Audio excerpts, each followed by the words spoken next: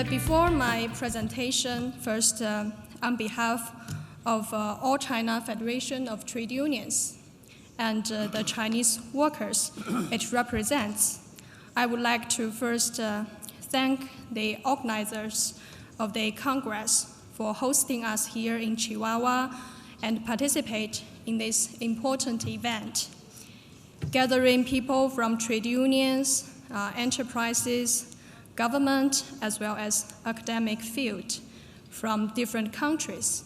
And congratulations for making it so successful. And here I would also like to thank all the speakers who have provided many information to me, and this has been very inspiring. My thank also goes to all the staff members who have been helping me around here. You are very gracious, and also to the interpreters. And I'm sorry that sometimes I'm the only one who needs to make your work. And it is the first time. Es la primera vez que estoy en México y que he estado en el estado de Chihuahua. Me sentí muy impresionada por su belleza natural, por su gloriosa historia y su cultura, y por la gente que es tan amable conmigo. Y creo que la gente de Chihuahua son como el sol, como un rayo de sol aquí, muy cálidos conmigo. Muchas gracias.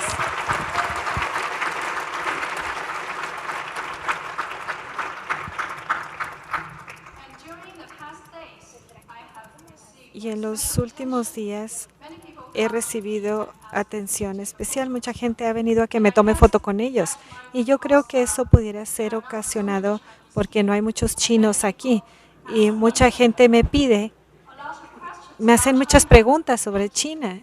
Y eso es bueno, que tengan curiosidad acerca de China. Entonces, aquí me siento privilegiada de tener la oportunidad de darles una presentación acerca del desarrollo económico y social de China y el rol de los sindicatos chinos. Si vamos a la siguiente, vamos a poder ver, este es el mapa de China. China está localizado en la parte nordeste de Asia. Es un país muy grande, muy extenso, que cubre un área de 9.600.000 kilómetros cuadrados. En términos de nuestro territorio es el número 4 en el mundo, después de Rusia, Canadá y Estados Unidos. Pero en términos de población, China es el país más grande. Tenemos una población bastante numerosa de 1.300 millones, es un número bastante elevado. Y la capital de China es Beijing, quizá ustedes la conozcan bastante bien. Y luego les voy a hablar brevemente acerca de la historia, para que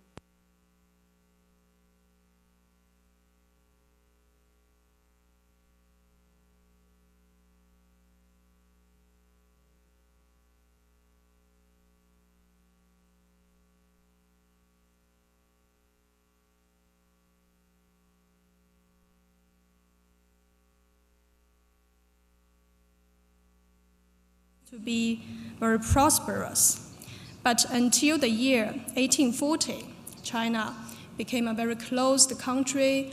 We think we are the only country in the world, and in fact, we don't know what happens in the outside. No sabíamos qué estaba ocurriendo en el exterior. En 1840, los británicos hicieron la guerra del opio en contra de China porque querían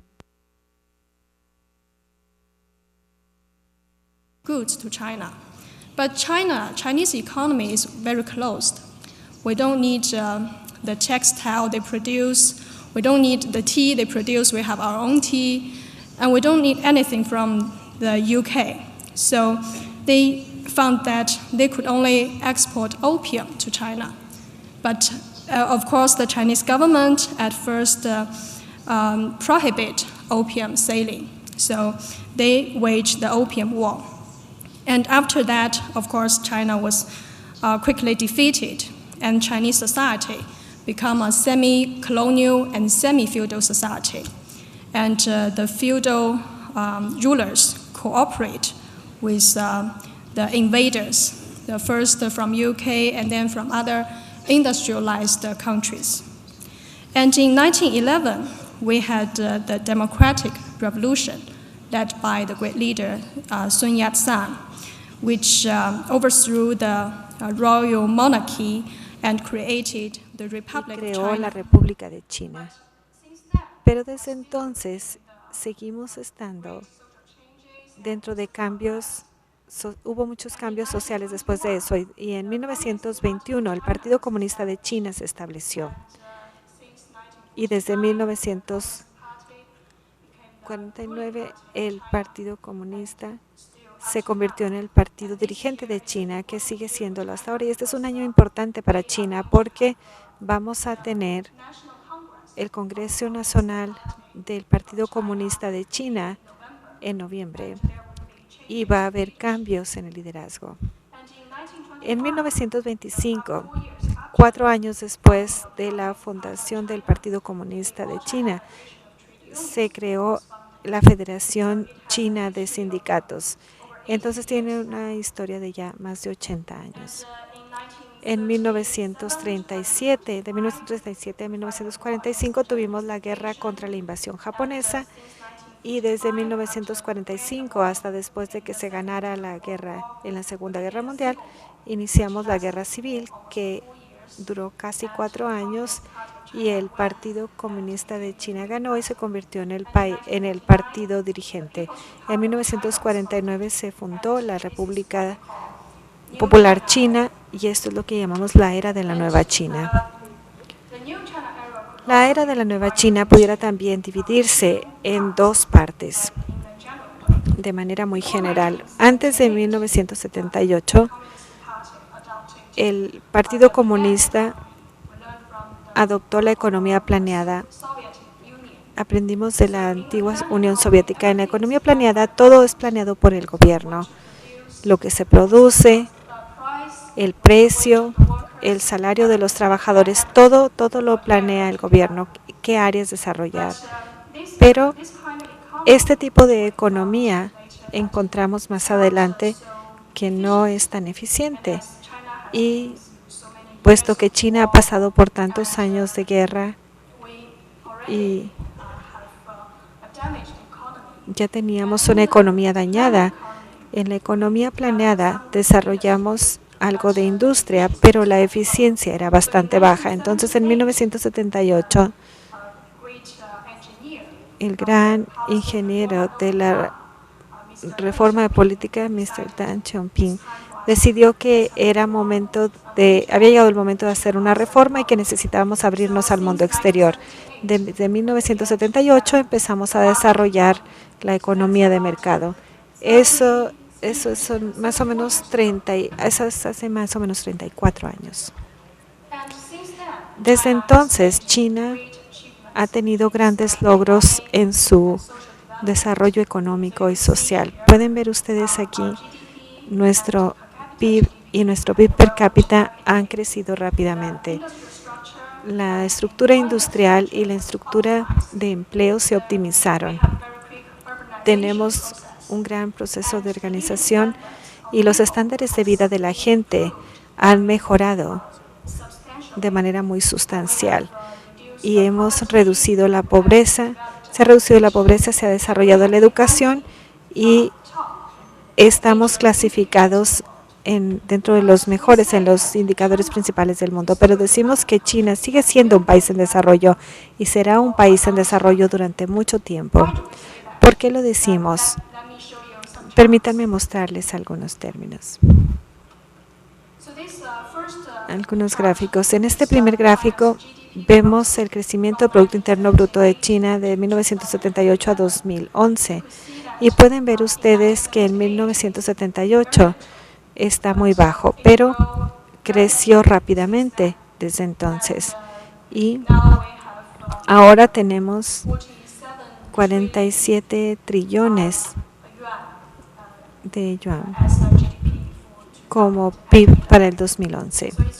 Entonces está creciendo con gran rapidez y el segundo gráfico nos muestra el crecimiento de PIB per cápita en China.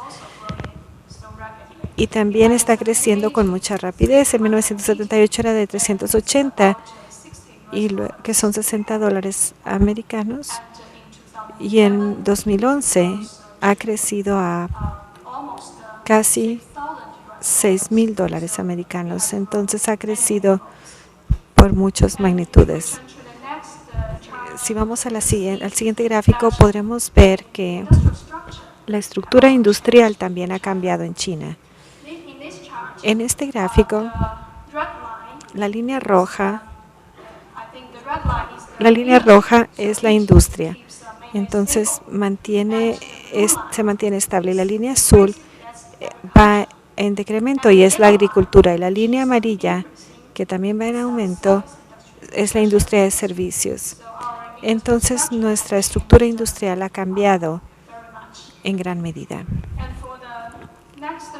Para el siguiente gráfico podemos ver el empleo provisto por los diferentes sectores de la industria.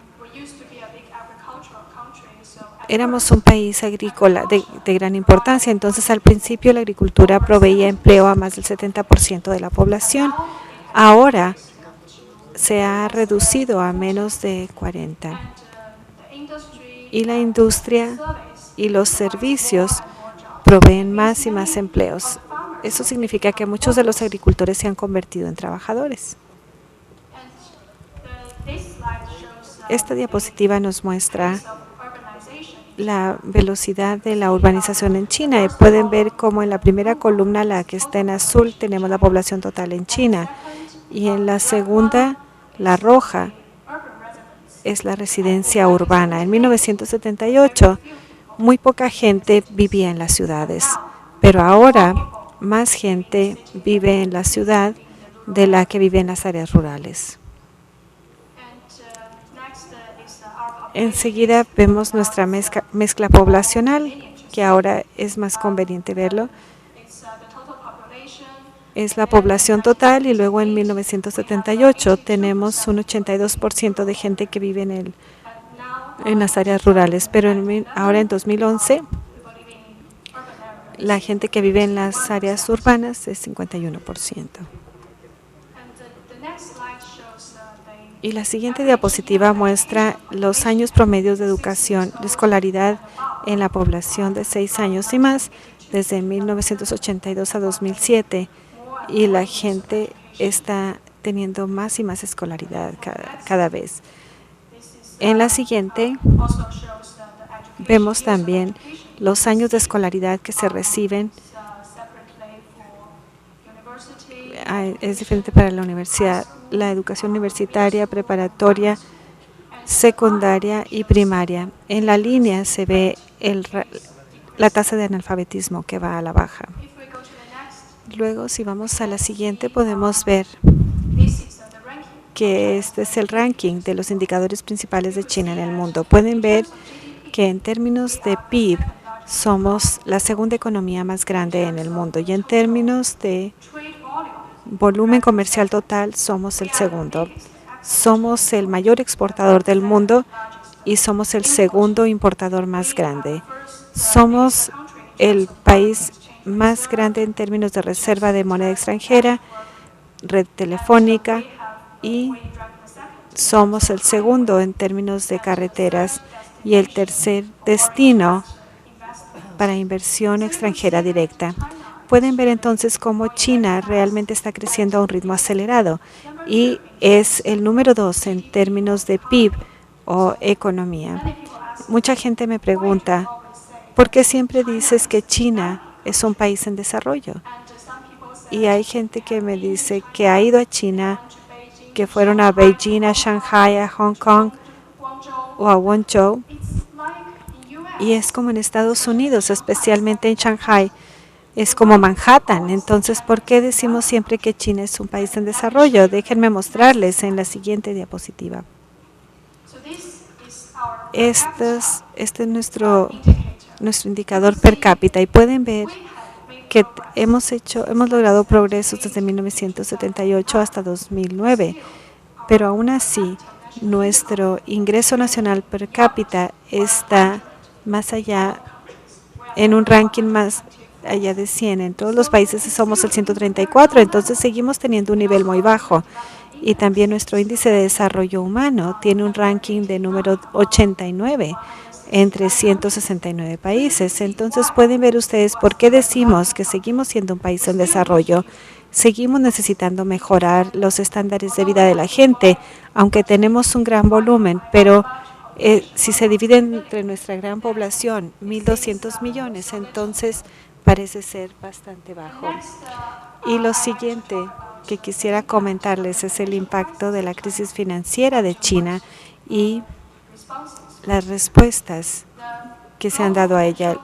La crisis financiera global ha tenido un impacto en China porque la economía china se basa mucho en las exportaciones. Entonces, después de la crisis, existe un declive significativo de crecimiento económico, de cambio en estructura del crecimiento económico, y la crisis financiera internacional también ha ocasionado pérdidas de empleos en China.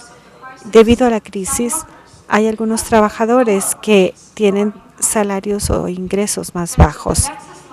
En la siguiente diapositiva se muestra nuestros datos de crecimiento trimestral de 2007 desde la crisis hasta 2010. Y pueden ver cómo en el primer trimestre de 2009 nuestra economía sufrió bastante, pero gradualmente nos recuperamos de la crisis. Entonces, ¿por qué logramos recuperarnos? Fue gracias a muchas respuestas efectivas que tomamos para contrarrestar el impacto de la crisis financiera. Esto incluye respuesta que emprendió el gobierno chino y los sindicatos chinos. El gobierno chino estableció un plan de estímulo financiero para estimular el crecimiento económico, principalmente mediante la inversión en infraestructura y servicios públicos. El gobierno además adoptó un plan para revitalizar de 10 sectores industriales y también se adoptaron distintos planes para estimular el mercado, estimular el consumo y para establecer políticas para estabilizar y expandir el empleo. Los sindicatos chinos también han emprendido múltiples acciones. Por ejemplo, hemos negociado con las empresas, con muchas empresas, y les hemos pedido que no eliminen empleos, que no bajen los salarios de los trabajadores, y esto funcionó de manera eficiente para proteger el empleo de los trabajadores. Y de hecho, a medida que se recuperó la economía china de la crisis, esas empresas que participaron en esta campaña, que llegaron a acuerdos con nosotros, se beneficiaron porque después de que la economía se recuperó, se presentó una escasez de mano de obra y las empresas que no quitaron empleos se beneficiaron mucho porque si no les hubiera sido muy difícil encontrar mano de obra.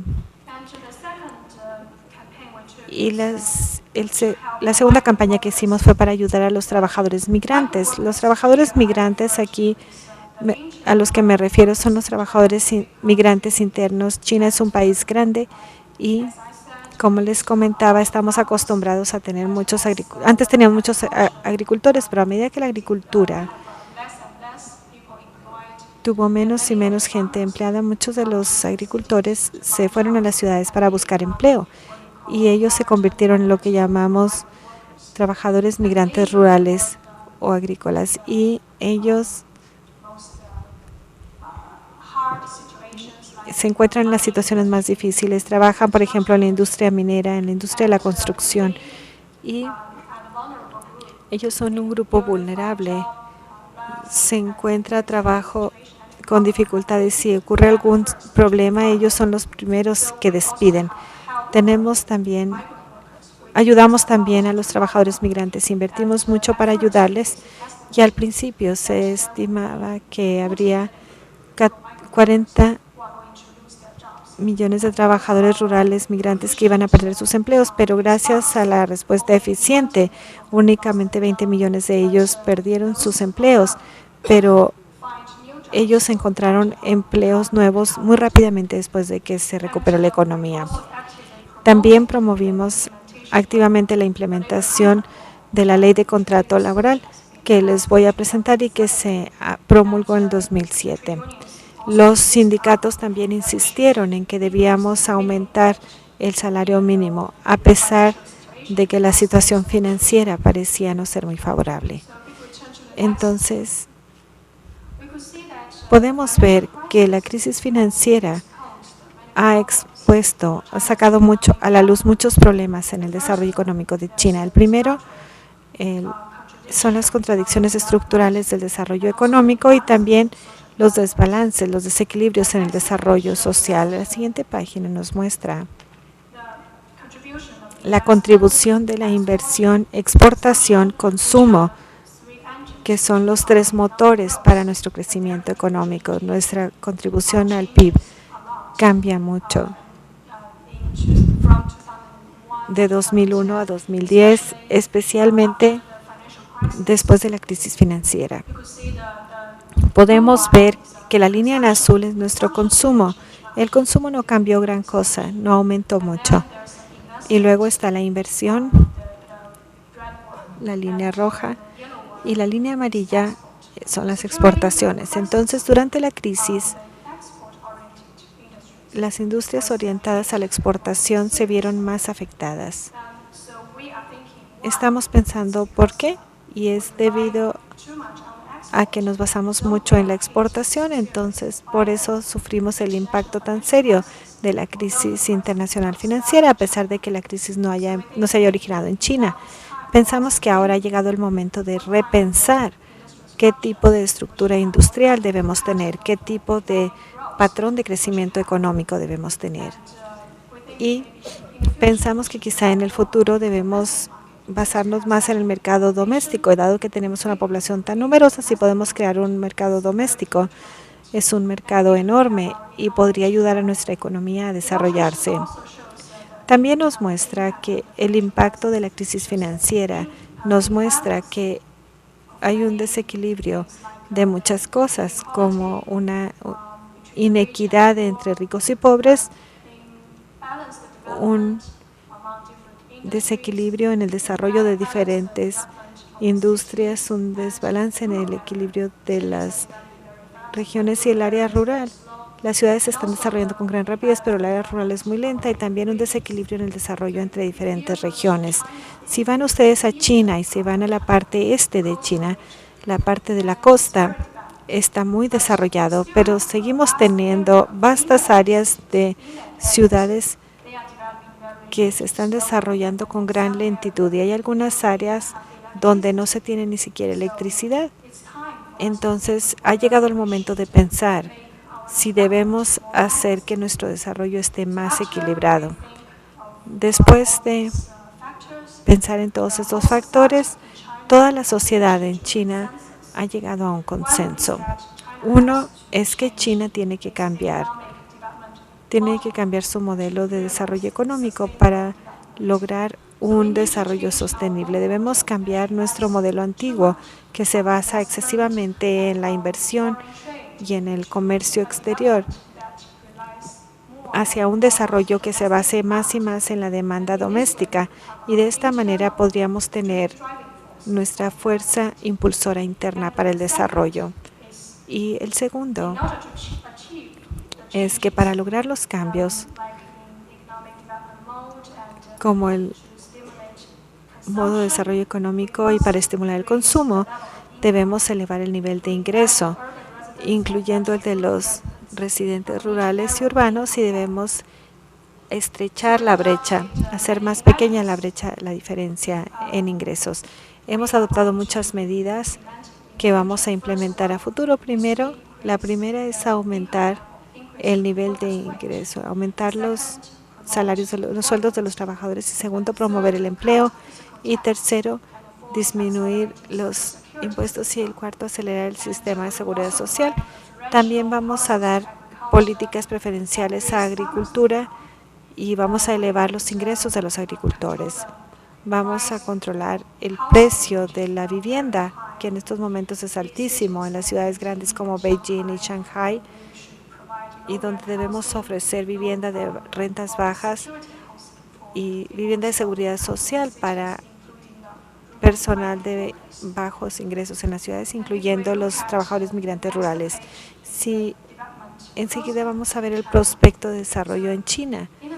En el futuro, nosotros vamos a equilibrar las relaciones entre los residentes, ciudadanos, gobierno y empresas en distribución de ingresos. El gobierno va a disminuir los impuestos y las empresas deben dar más sueldo a los trabajadores, aumentar el sueldo para que los trabajadores puedan tener mayores ingresos, y también vamos a mejorar la seguridad social y vamos a mejorar la forma de vida de la gente. En general, entonces, con esto, este es el prospecto que vamos a desarrollar, y pueden ustedes ver cómo hay muchas cosas relacionadas con los trabajadores: seguridad social, aumentos de sueldo.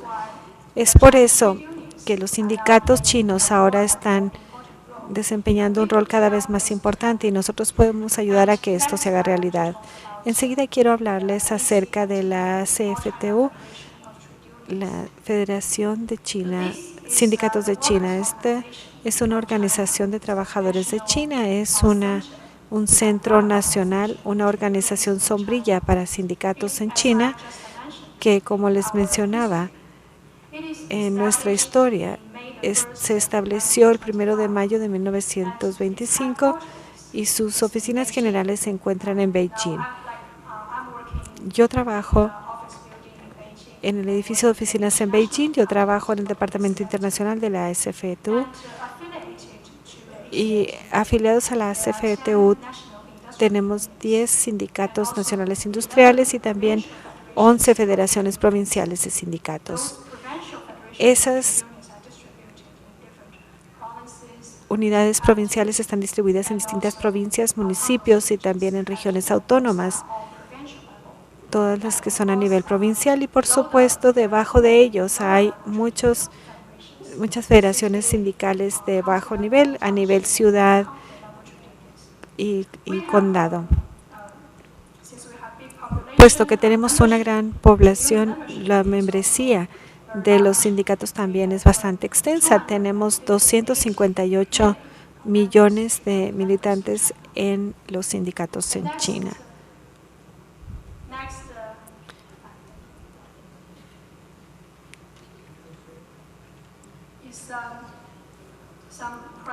Enseguida tenemos algunas prioridades de nuestro trabajo, prioridades que incluyen la participación en legislación, la organización, negociación colectiva, promoción del empleo, y en lo que más nos estamos concentrando ahora, que son los trabajadores migrantes rurales. Vamos a ver primero el tema de legislación. La CFTU ha estado muy activa en la participación en legislación. Cuando el gobierno está haciendo leyes relacionadas con los trabajadores o cualquier tema relacionado con temas laborales, consultan a la CFTU, y nosotros participamos en la redacción de las leyes relacionadas con cuestiones laborales. Hemos sido muy activos en estos años, especialmente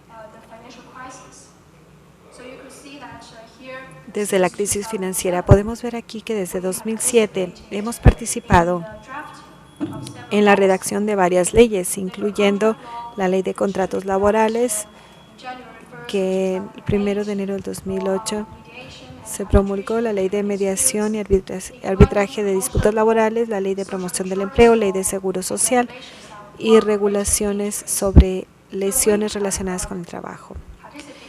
Hemos participado entonces en legislación, y también a nivel micro participamos en la haceduría de política. Alentamos al gobierno a que aumente el nivel de salario mínimo. El salario mínimo en China es decidido por cada una de las provincias, y los sindicatos a nivel provincial participan en la negociación. Y desde la crisis financiera hemos estado aumentando el salario mínimo. El aumento promedio es de 10% al año. Y desde 2011 hemos hecho un plan donde el nivel mínimo de salario mínimo debe aumentarse cuando menos 13% cada año. Ahora, la siguiente prioridad es la organización, porque nosotros creemos que el poder del sindicato reside en sus miembros. Si los trabajadores pueden organizarse, si los trabajadores pudieran unirse, entonces pudieran obtener más cosas. De otra manera, si van a los empleados de forma individual, van a estar en una desventaja.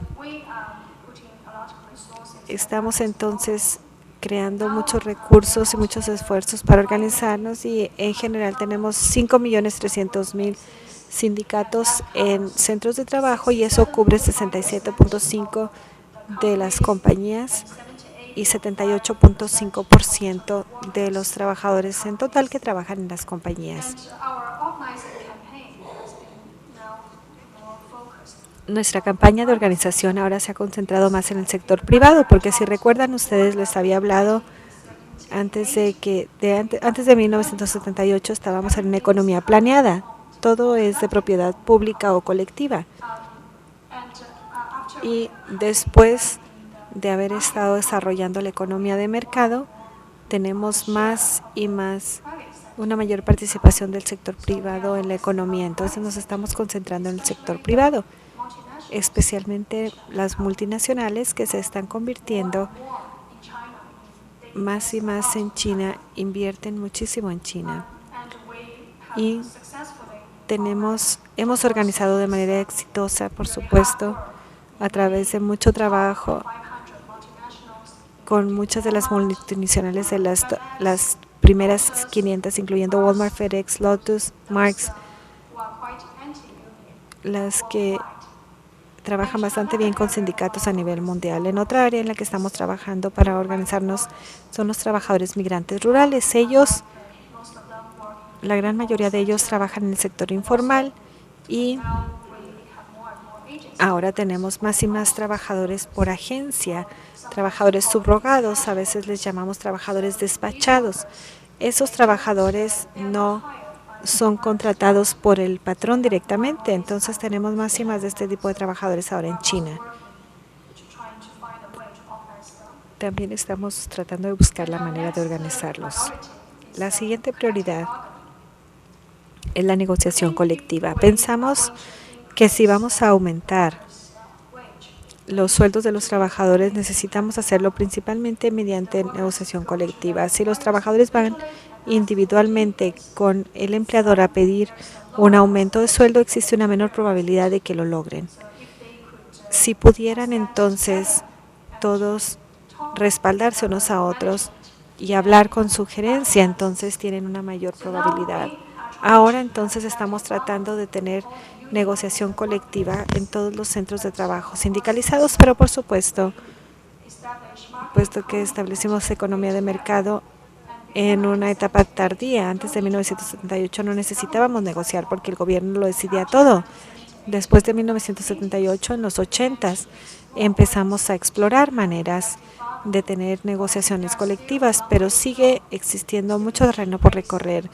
Todavía tiene que crearse concientización entre la gente. La gente no comprende el término y debemos aumentar la capacidad de los sindicatos para negociar. Y nuestra negociación tiene por objeto asegurar que los acuerdos beneficien a los trabajadores y a las empresas y que podamos llegar a un resultado de ganar-ganar, porque nosotros creemos que primero debemos asegurar que la compañía pueda desarrollarse y luego poder proteger los derechos de los trabajadores para estar empleados y tener sus derechos económicos para tener un mayor sueldo. Y pensamos que puede ser un resultado ganar-ganar. Ahora en nuestro acuerdo colectivo se cubren 3.6 millones de compañías y 223 millones de trabajadores. Y hemos hecho el plan, un plan a 3 años, no, es un plan a 5 años en China, que hasta el año 2015 vamos a cubrir el 80% de las compañías y el 80% de los trabajadores con acuerdos colectivos.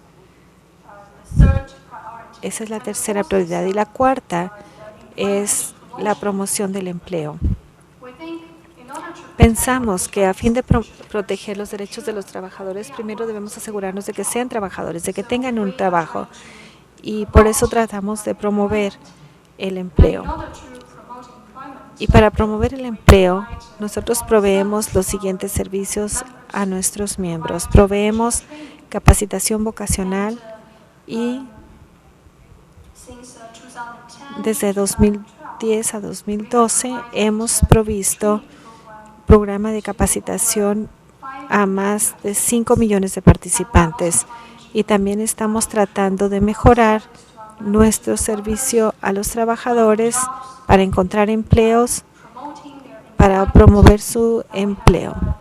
Ahora tenemos las agencias de empleo a los distintos niveles de las federaciones de sindicatos, y eso podría ayudar a los trabajadores a encontrar empleo. Y ese tipo de agencias tienen un total de 3,000 en todo China. Y también desde el 2009 hemos empezado nuestro programa para ayudar a los jóvenes graduados a que encuentren trabajo o que empiecen sus propios negocios. Tenemos 300,000 graduados jóvenes de familias de bajos ingresos, familias con dificultades, y a ellos les proveemos capacitación, les damos microcréditos, préstamos para que empiecen su propio negocio. Y la quinta prioridad de la ACFTU tiene que ver con el tema de los trabajadores migrantes rurales. Como les había mencionado, tenemos más y más trabajadores que salen del campo. La cantidad total de trabajadores en el sector no agrícola es de 500 millones. Y entre ellos, 262 millones son trabajadores migrantes rurales. Entonces se convierten en un grupo bastante grande y son muy vulnerables.